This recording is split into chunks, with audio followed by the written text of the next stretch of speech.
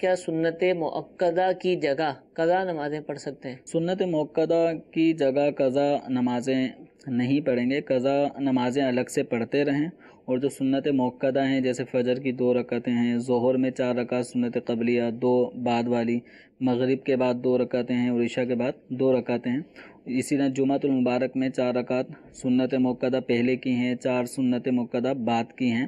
تو یہ سنت مؤکدہ ان کو باقاعدہ پڑھنا ہے، اور ان کے ساتھ ساتھ الگ سے بھی قضاء عمری کا اہتمام کیا جائے۔ ہاں، جو نوافل ہیں ان نوافل کی جگہ ضرور قضاء عمری کا اہتمام کریں۔ سنت غیر مؤکدہ جو عصر اور عشاء سے پہلے کی 4 رکعتیں ان کی جگہ قضاء عمری کا اہتمام کریں۔